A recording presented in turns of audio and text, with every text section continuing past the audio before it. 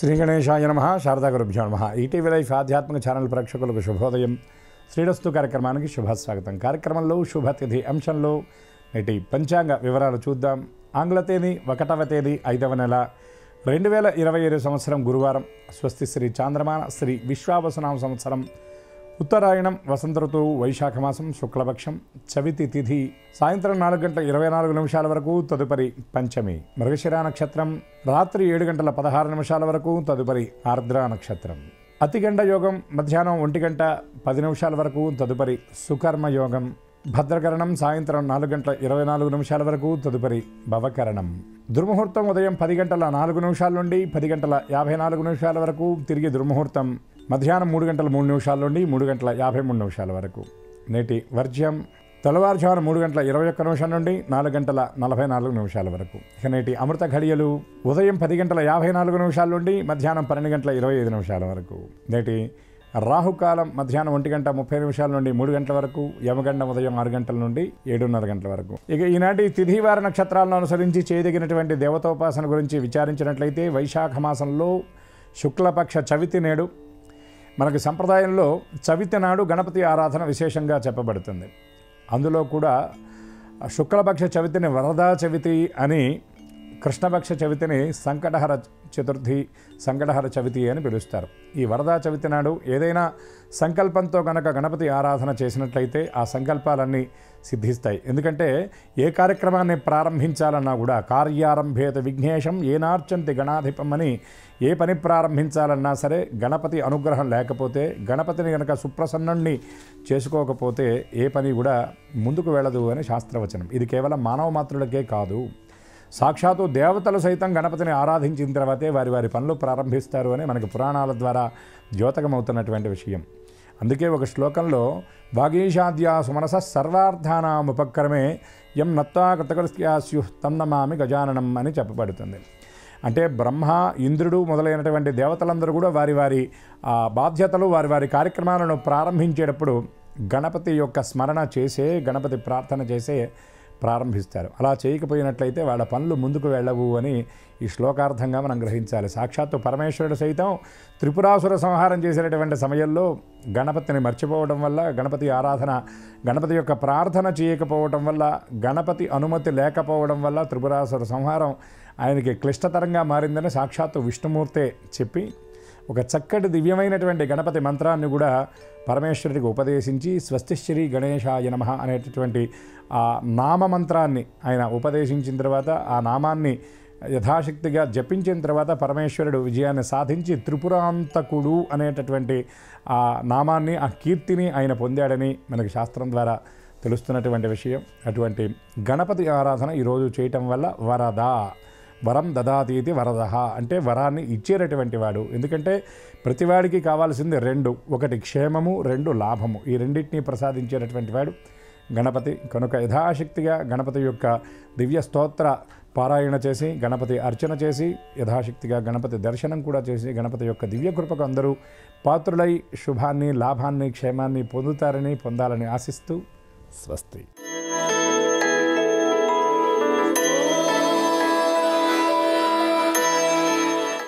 ETV life ఆధ్యాత్మిక channel ప్రేక్షకులందరికీ నమస్కారం.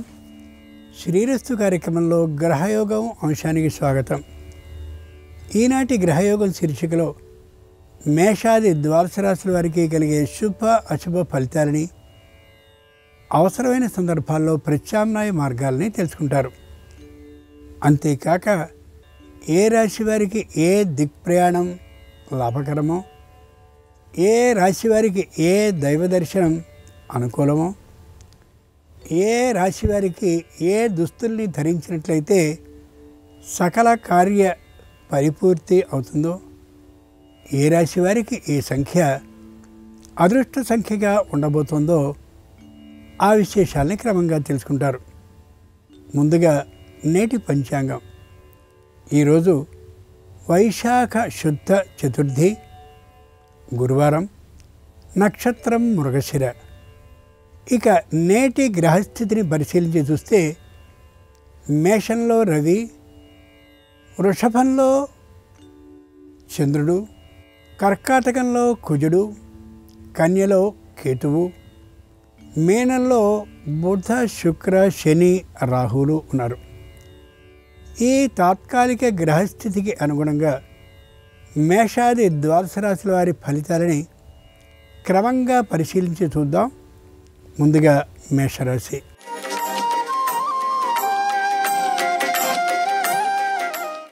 ఈరోజు మేషరాశి వారి ఫలితాలని పరిశీలించి చూస్తే మానసికమైనటువంటి ధైర్యం పెరుగుతుంది. పాతకాలపు అనుభవాలన్నీ కూడా ఇప్పుడు అక్కడికి వస్తాయి. తొందరపడి వాగ్దానాలని చేయకుండా ఉండే ఆలోచన బాగా బలపడుతుంది. అందరూ బంధువులే కదా అని అనుకుంటూ కొన్ని ఇబ్బందులకి గురయ్యేటటువంటి ఆ ఆలోచనలన్నీ తగ్గిపోతాయి. కుటుంబం అంతా ఏక అభిప్రాయ సాధనతోనే ఉండగలుగుతారు. అనారోగ్యానికి సంబంధించిన మధ్యమ వైద్య పరీక్షల్ని చేసుకుని ఔషధ సేవని తప్పక చేయాలనే గట్టి ఆలోచనకు వస్తారు, ప్రారంభిస్తారు కూడా. గురువారం సందర్భంగా మేషరాశి వారు శంకరాచార్యుల వారిని పూజించి పొంగలి నైవేద్యంగా సమర్పించినట్లయితే వ్యాపారంలో శుభవార్తను వినే అవకాశం ఉంటుంది. తూర్పు దిక్ ప్రయాణం అనుకూలం. కలిసొచ్చే రంగు తెలుపు. అదృష్ట సంఖ్య 2.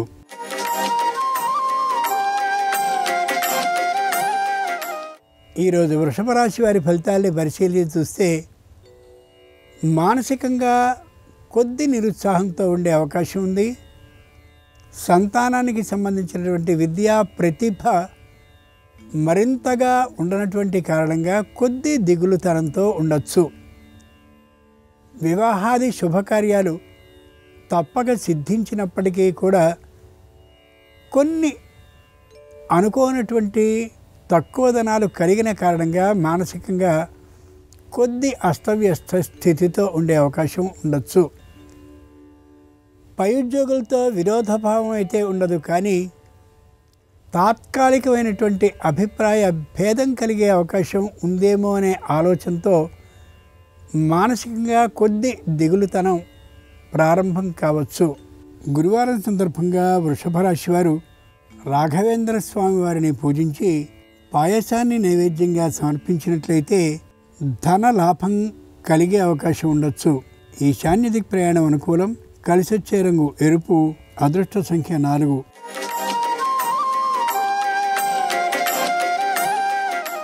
ఈరోజు మిథున రాశి వారి ఫలితాలని పరిశీలించి చూస్తే మానసికంగా దృఢంగా ఉండగలుగుతారు. శారీరకంగా మధ్యమమైన ఆరోగ్య స్థితి కలిగిన ఉంటారు. సంతానానికి సంబంధించిన విద్య కోసం విశేషమైనటువంటి కృషిని చేస్తూ కనిపిస్తారు. పిల్లలు చదువుతున్నటువంటి సంస్థని మార్చి వారి విద్యా ప్రతిభ మరింత పెరిగేందుకోసమని కృషిని ప్రారంభిస్తారు.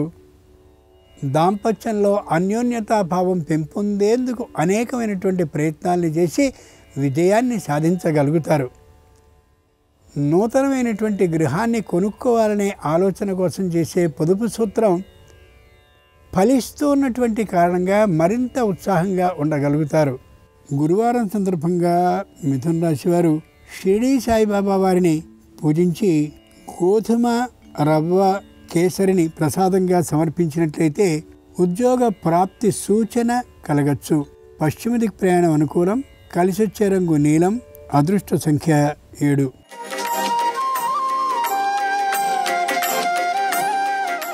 ఈరోజు కర్కాటక రాశి వారి ఫలితాలని పరిశీలించి చూస్తే ప్రతి విషయంలోనూ కూడా డోలాయమాన స్థితి గోచరించవచ్చు. విదేశాలకి వెళ్ళాలా వద్దా? విపరీతమైనటువంటి మరమ్మతులు ఏర్పడిన కారణంగా అన్నిటికీ మరమ్మతులు చేయాలా వద్దా? ఆదాయం ఏమాత్రం లేకుండా నిరుపయోగంగా పడి ఉన్నటువంటి భూముల్ని, పొలాలని, ఇళ్ళని ఉంచాలా తీసివేయాలా? అలాగే అన్నదమ్ములు అప్పచెల్లెల మధ్య ఐకమత్య భావం కొద్దిగా తగ్గినటువంటి కారణంగా ఈ ఆస్తి పంపకాలని చేయవలసి వస్తుందా రాదా? ఈ తీరుగా అన్ని డోలాయమాన స్థితిలోనే ఉంటారు తప్ప స్థిరమైనటువంటి నిర్ణయం ఈ రోజున ఉండకపోవచ్చు. గురువారం సందర్భంగా కర్కాటక రాశి వారు హయగ్రీవుణ్ణి పూజించి ఆవు పాలను నైవేద్యంగా సమర్పించినట్లయితే నూతనంగా లభించిన ఉద్యోగంలో భద్రత సిద్ధిస్తుంది. వాయవ్య దిక్ ప్రయాణం అనుకూలం. కలిసొచ్చే రంగు ఆకుపచ్చన. అదృష్ట సంఖ్య 8.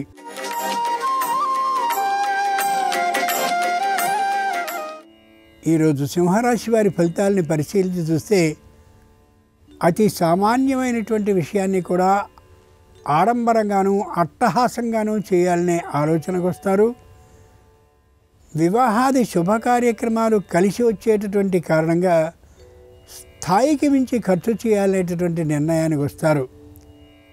ఇప్పటికే బాగా రుణాలని చేసి ఉన్నటువంటి వీరు మరో గొప్ప రుణాన్ని చేయాలనేటటువంటి నిర్ణయానికి వచ్చి తీరుతారు.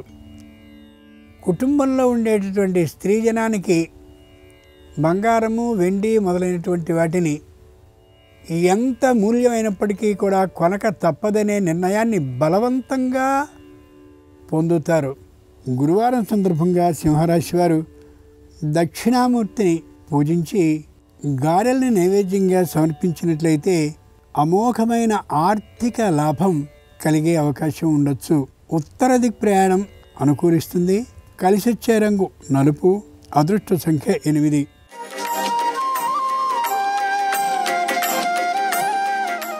ఈరోజు కన్యారాశి వారి ఫలితాలని పరిశీలించి చూస్తే పైకి ఏమాత్రమూ తెలియనట్లుగా ఉంటారు, కానీ అన్ని కార్యక్రమాల్లోనూ తగినటువంటి బుద్ధి నైపుణ్యం కలిగి ఉంటారు. నూతనమైనటువంటి గృహాన్ని కొనుక్కోవడమో కట్టించుకోవడమో చేయాలనే ఆలోచన కలిగి ఎక్కడెక్కడి ఆదాయాలని ఆ నూతన గృహం కోసమని వినియోగిస్తూ ఉంటారు. ఇంతకు ముందున్నటువంటి ఆదాయానికి సంబంధించిన లెక్కలు పత్రాలు సక్రమంగా లేనటువంటి కారణంగా మానసికమైనటువంటి దిగులుతనంతో ఉంటారు. ముఖ్యంగా ఆర్థికమైనటువంటి ఆదాయం బాగా పెరిగినటువంటి కారణంగా ఏ విధమైనటువంటి మనశ్శాంతి పెద్దగా లేకుండా ఉండొచ్చు ఈ రోజున వీరికి. గురువారం సందర్భంగా కన్యారాశి వారు శ్రీకృష్ణుడిని తెల్లని పూలతో పూజించి వెన్నను నైవేద్యంగా సమర్పించినట్లయితే ఆకస్మిక భూ లాభానికి అవకాశం ఉంది. ఉత్తర దిక్ ప్రయాణం అనుకూలం. కలిసొచ్చే రంగు నీలం. అదృష్ట సంఖ్య 3.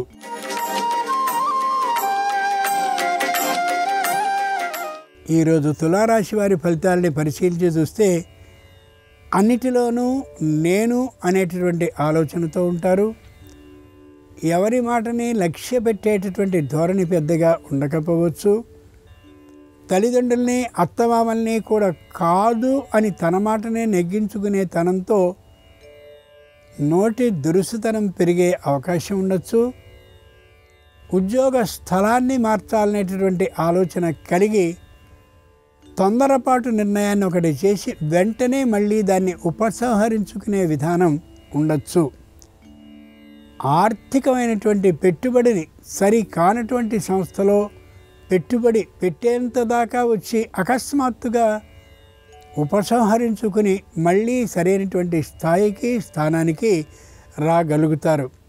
గురువారం సందర్భంగా తులారాశి వారు దత్తాత్రేయ స్వామి వారిని ముద్దమందారాలతో అర్చించి క్షీరాన్నాన్ని నైవేద్యంగా సమర్పించినట్లయితే తప్పక సకల సమస్యలు పూర్తయి ఆర్థిక లాభాన్ని కలిగించవచ్చు.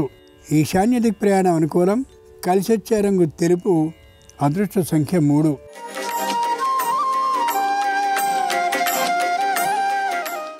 ఈరోజు వృశ్చిక రాశి వారి ఫలితాలని పరిశీలించి చూస్తే మానసికమైనటువంటి డోలాయమాన స్థితిలో ఉండే అవకాశం ఉంది.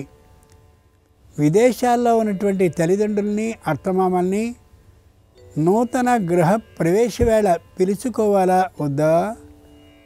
అదే తీరుగా వివాహాన్ని చేసుకునేటటువంటి సందర్భంలో ఎవరెవరిని మాత్రం పిలవాలి, ఎవరిని పిలిస్తే మరెవరితో బాంధవ్యం దెబ్బతింటుంది అనే తీరుగా ఆలోచనలతో ఊహ అపోహలతో సతమతమవుతూ కనిపించవచ్చు.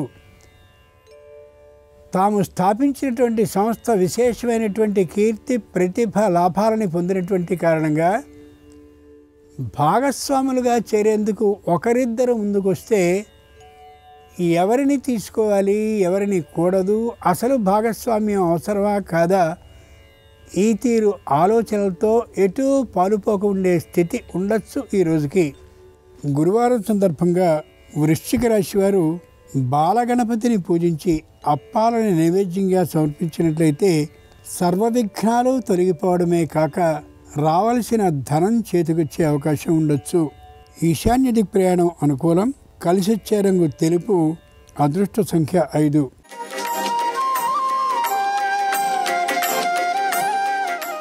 ఈరోజు ధనురాశి వారి ఫలితాలని పరిశీలించి చూస్తే ఏ విధంగానూ మాట వెనుకకు తీసుకునే పరిస్థితి ఉండకపోవచ్చు. నోటి దురుసుతనంతో ఎంత మాట పడితే అంత మాట మాట్లాడే అవకాశం ఉండొచ్చు. పై అధికారుల దగ్గర తాత్కాలికమైనటువంటి శాంత భావాన్ని ప్రదర్శించినప్పటికీ కూడా పై అధికారుల చనువు బాగా ఉందనే ఆలోచనతో క్రింది అధికారుల మీద నోటి దురుసుతనాన్ని చూపించే విధానం ఉండొచ్చు. శారీరకమైనటువంటి ఆరోగ్యం మధ్యమ స్థాయిలోనే ఉంటుంది. మానసికమైనటువంటి దృఢత్వం మాత్రం విశేషంగా ఉంటూ ఉండొచ్చు. సంతానానికి సంబంధించినటువంటి అనారోగ్యం ఏమాత్రమూ లేనటువంటి కారణంగానూ, వారి విద్యా ప్రతిభ మరింతగా ఉంటూ ఉండేటటువంటి కారణంగానూ ఎవరినీ లక్ష్య పెట్టకుండా ఉండే దృష్టితో ఉండొచ్చు. గురువారం సందర్భంగా ధనురాశి వారు శ్రీరామచంద్రమూర్తి వారిని ముద్దమందారాలతో అర్చించి పాయసాన్ని నైవేద్యంగా సమర్పించినట్లయితే ఆగిన పనుల్లో శీఘ్రమైన కదలిక కలిగి ఆర్థిక లాభం కలగచ్చు. నివృత్తి దిక్ ప్రయాణం అనుకూలం. కలిసొచ్చే రంగు ఆకుపచ్చన. అదృష్ట సంఖ్య 7.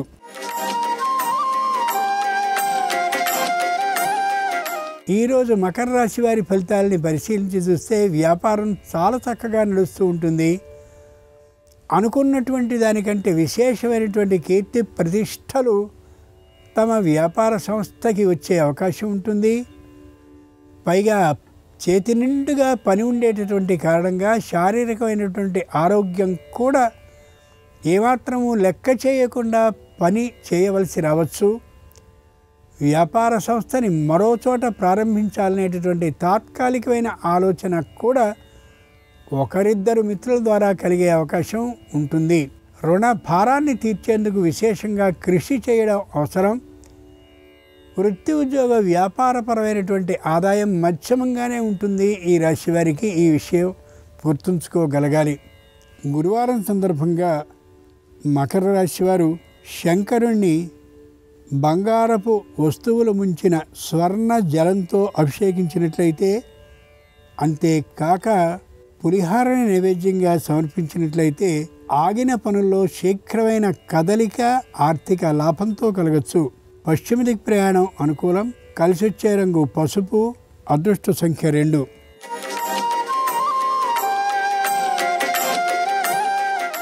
ఈరోజు కుంభరాశి వారి ఫలితాలని పరిశీలించి చూస్తే మానసికంగా దృఢంగా ఉంటారు. శారీరకంగా ఆరోగ్యంగా ఉండగలుగుతారు. ఆధ్యాత్మికమైనటువంటి భావం మరింతగా కలిగి ఉంటారు. వివాహాది శుభ కార్యక్రమాలని తమకున్నటువంటి స్థాయికి అనుగుణంగా చేస్తారు తప్ప ఎత్తు ఎగరడం అనేటటువంటి దానికి ఏమాత్రము ఇష్టాన్ని చూపించరు. ఉన్నటువంటి సొమ్ముతో మాత్రమే శుభకార్య నిర్వహణ చేయాలనే వీరి ఆలోచనకి కుటుంబం అంతా ఆమోదాన్ని తెలిపేటటువంటి కారణంగా ఆనందంగా ఉండగలుగుతారు.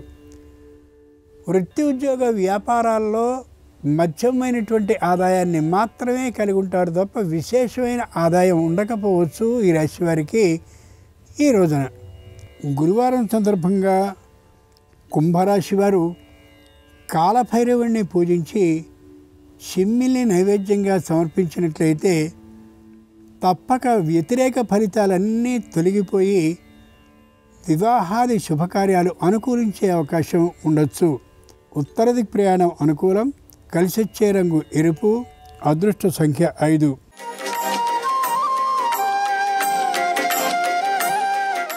ఈరోజు మీనరాశి వారి ఫలితాలని పరిశీలించి చూస్తే ఏ విధమైనటువంటి స్థిర నిర్ణయము లేకుండా కనిపిస్తారు. తాము ఇంతకుముందు న్యాయస్థానంలో ఒక అభియోగాన్ని అందించి ఉంటే ఆ అభియోగం మీద ఏ విధమైన నిర్ణయం రాబోతుందో అనేటటువంటి ఆ ఆలోచనతో అసహనాన్ని చూపిస్తూ ఉంటారు ప్రతి క్షణము కూడా. వృత్తిపరమైనటువంటి ఆదాయం చాలా తగ్గిపోతుంది. వ్యాపారపరమైనటువంటి ఆదాయం మధ్యమంగా ఉండే అవకాశం ఉంది. కుటుంబ నిర్వహణానికి కూడా తగినంతటి ప్రాధాన్యాన్ని ఇవ్వకుండా ఆర్థికంగా ఖర్చుని ఎక్కువ పెట్టవలసి రావచ్చు అనారోగ్య పరిస్థితుల దృష్ట్యా.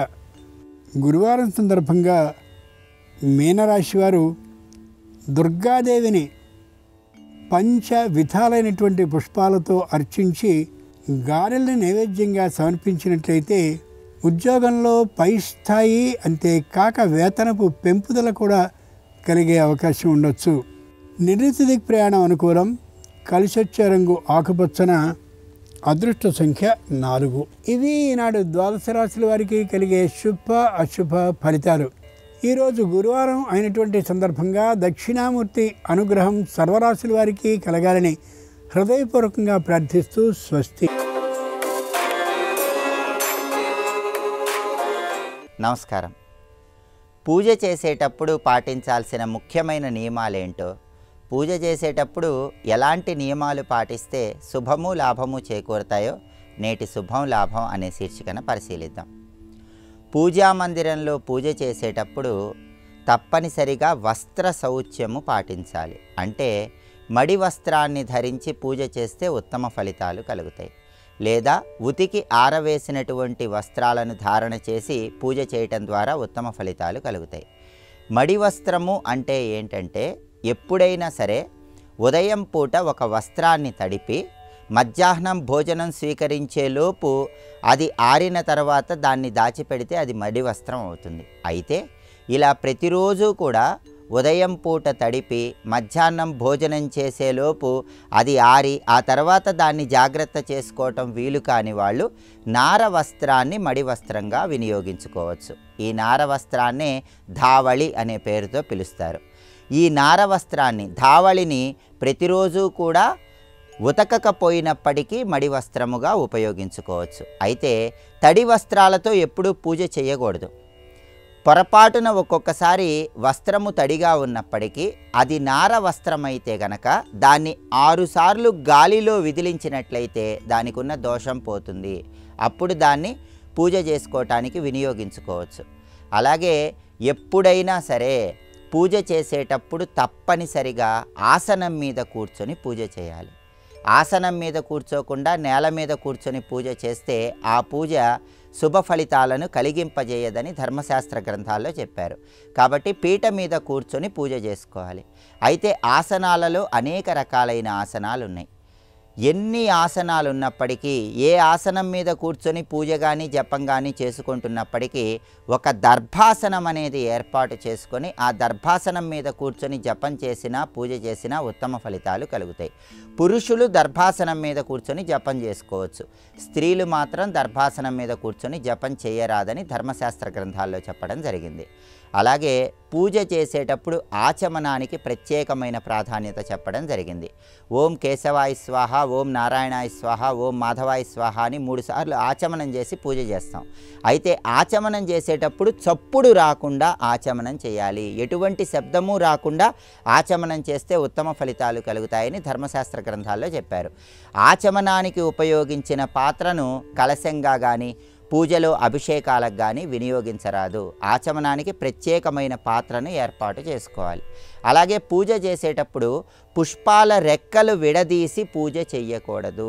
ఎప్పుడైనా పుష్పాలు సరిపోలేదని ఒక్కొక్కసారి రెక్కలు విడదీసి ఆ రెక్కలు దేవీ దేవతల చిత్రపటం దగ్గర ఏర్పాటు చేయటం అనేటటువంటిది జరుగుతూ ఉంటుంది. అలాంటివి ఎట్టి పరిస్థితుల్లో చేయరాదు. పుష్పాల రెక్కలు విడదీసి పూజ చేస్తే పూజా సమయంలో ఎలాంటి సత్ఫలితము కలగదు. అలాగే పూజ చేసేటప్పుడు తప్పనిసరిగా ఘంటానాదం చేయాలి, గంట మోగించాలి. అయితే గంట మోగించే ముందు ఒక ప్రత్యేకమైన విధి విధానం పాటించి గంట మోగించాలి. ఆ విధి విధానం ఏంటంటే, ముందు గంటను పుష్పాలతో పూజించాలి. లేదా ఏదైనా ఒక పుష్పం గంట దగ్గర ఉంచి నమస్కారం చేసుకొని ఆ పుష్పాన్ని గంటకు తాకించిన తర్వాత ఘంటానాదం చేయాలి. అలా చేస్తే ఘంటానాదం వల్ల విశేషమైన శుభ ఫలితాలు కలుగుతాయి. గంట కానీ, శంఖం కానీ, తమలపాకులు కానీ పూజా మందిరంలో ఎట్టి పరిస్థితుల్లో నేల మీద ఉంచరాదు. ఈ నియమం తప్పకుండా పాటిస్తూ పూజ చేసుకోవాలి. అలాగే పూజ చేసుకునేటప్పుడు లక్ష్మీదేవి విగ్రహము లేదా చిత్రపటం దగ్గర చిన్న వెండి గిన్నె ఉంచి దానిలో బియ్యం పోసి కొన్ని గవ్వలు ఆ గిన్నెలో ఉంచాలి. లక్ష్మీదేవి చిత్రపటం దగ్గర చిన్న వెండి గిన్నెలో బియ్యం పోసి కొన్ని గవ్వలు ఉంచి పూజా మందిరంలో ఏర్పాటు చేసి లక్ష్మీ పూజ చేసినట్లయితే లక్ష్మీ కటాక్షం సంపూర్ణంగా కలుగుతుంది. అలాగే పూజా మందిరంలో పూజా ఫలితం సంపూర్ణంగా రావాలంటే భగవంతుడికి సమర్పించేటటువంటి నైవేద్యం విషయంలో కూడా జాగ్రత్తలు తీసుకోవాలి. ప్రతిరోజు బెల్లం ముక్క నైవేద్యం పెడితే శుభ ఫలితాలు కలుగుతాయి. భగవంతుడికి పాలు నైవేద్యం సమర్పించిన ధనలాభం చేకూరుతుంది. అయితే భగవంతుడికి పాలు నైవేద్యంగా సమర్పించేటప్పుడు పచ్చి పాలు ఎట్టి పరిస్థితుల్లో నైవేద్యంగా సమర్పించరాదు. పాలు వేడి చేసి చల్లార్చి ఆ పాలు మాత్రమే నైవేద్యంగా సమర్పిస్తే భగవంతుడి సంపూర్ణమైన అనుగ్రహం కలుగుతుంది. అలాగే పూజ కానీ జపం కానీ పూర్తయిన తర్వాత ఎవరైతే పూజ చేసుకున్నారో, ఎవరైతే జపం చేసుకున్నారో వాళ్ళు మాత్రమే వాళ్ళు కూర్చొని జపం చేసుకున్నటువంటి పూజ చేసుకున్నటువంటి ఆ ఆసనాన్ని తీయాలి. వేరొకరు ఆ ఆసనాన్ని తీసినట్లయితే వీళ్ళు చేసుకున్నటువంటి పూజా ఫలితం మొత్తం ఎవరైతే ఆసనం తీశారో వాళ్ళకు చెందుతుందని ధర్మశాస్త్ర గ్రంథాల్లో చెప్పారు. అయితే ఇంటి యజమాని పూజ చేసినప్పుడు మాత్రం యజమానురాలు ఆసనం తీయవచ్చు, అందులో దోషం లేదని కూడా ధర్మశాస్త్ర గ్రంథాల్లో చెప్పడం జరిగింది. కాబట్టి జపం చేసుకునేటప్పుడు పూజ చేసుకునేటప్పుడు ఈ ముఖ్యమైనటువంటి నియమాలు పాటించినట్లయితే సమస్త శుభాలను సిద్ధింపజేసుకోవచ్చు. అలాగే రేపు శంకర జయంతి, రామానుజ జయంతి. ఈ సందర్భంగా ఎలాంటి విధి విధానాలు పాటించాలో, అలాగే రేపు శుక్రవారం కాబట్టి శుక్రవారం సందర్భంగా లక్ష్మీ కటాక్షం ఉండాలంటే మహిళలు శుక్రవారం రోజు ఖచ్చితంగా పాటించాల్సిన నియమాలేంటో రేపటి శుభం లాభం అనే శీర్షికన పరిశీలిద్దాం. నమస్కారం. ఈ కార్యక్రమాన్ని తిరిగి చూడాలనుకుంటే www.youtube.com/ETV Life Spiritual లో చూడవచ్చు.